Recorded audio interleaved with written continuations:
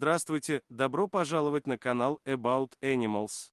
Существует остров, на котором с начала его появления проводятся научные эксперименты. Доступ к нему людей запрещен. Всех ученых, кто туда прибывал для исследования, обыскивают на предмет запрещенных вещей. Рождение нового острова из глубин океана события планетарного масштаба, также формировались континенты. Много миллионов лет назад, задолго до появления на них жизни, а остров, поднявшийся над поверхностью океана, в результате извержения подводного вулкана в наши дни предоставляет уникальную возможность ученым исследовать процессы возникновения и распространения жизни на Земле в условиях природной лаборатории. Такое невероятное событие произошло 14 ноября 1963 года. Вблизи южной оконечности Исландии в группе вулканических островов, по счастливой случайности этому были свидетели. Начало процесса. Ранним утром того дня рыболовецкое судно Айлейфер-2 шло в водах Атлантики, вблизи южных берегов Исландии в поисках косяков трески.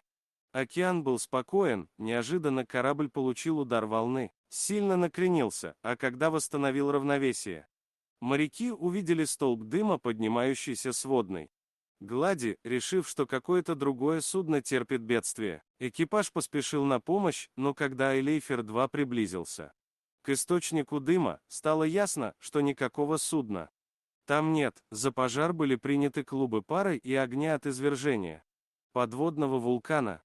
Во избежание опасности, капитан поспешил взять обратный курс, так рыбаки оказались свидетелями крайне редкого события – рождения острова.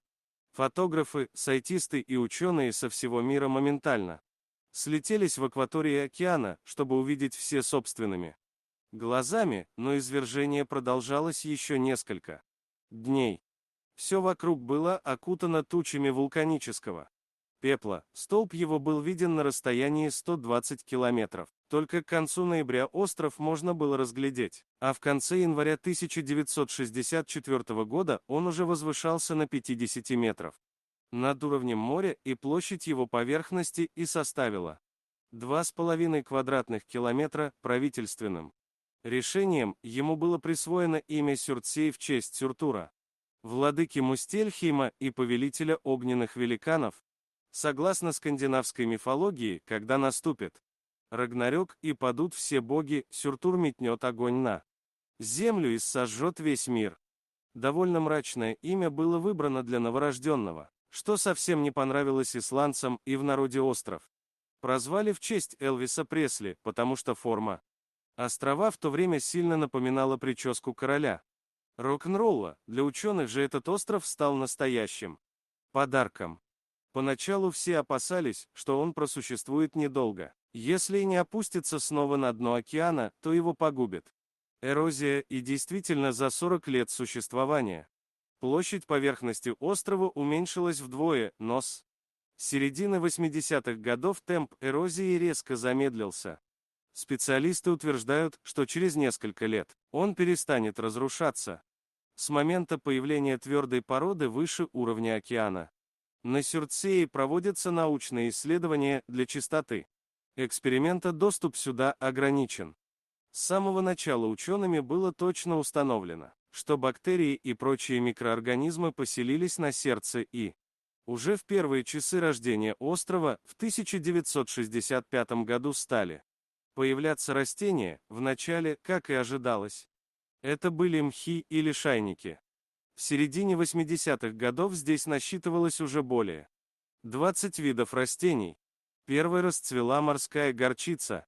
В 1998 году был обнаружен первый кустарник, ива филикалисная. К 2008 году уже было найдено 69 видов растений ежегодно. На острове появляется от 2 до 5 новых видов растений. Сюртсели лежит на пути перелетных птиц. Птицы удобряют своим пометом бесплодный остров и, занося непереваренные зерна растений, способствуют интенсивному распространению флоры на его территории. Но и сами пернатые начали обживать необитаемый остров. Первыми появились буревестники и гагарки, затем чайки и свели здесь гнезда, поселились лебеди, гуси, вороны. В 21 веке уже обнаружились гнездовья тупиков. Насекомые тоже быстро освоились в новой среде, теперь здесь полно червей, пауков, мух, жуков, клещей и других малых существ. Морские воды вокруг богаты рыбой и планктоном. Сюртсей по-прежнему необитаем для исследователей, построена небольшая хибара, в которой они могут переночевать. При необходимости, все прибывающие на остров тщательно досматриваются, чтобы никакие растения или животные не были внесены в эту экосистему. Эксперимент продолжается, остров Сюртсей еще одно живое доказательство, что не Земля нуждается в нас, а мы в ней. Природе не нужны искусственные семена, человеческая рука.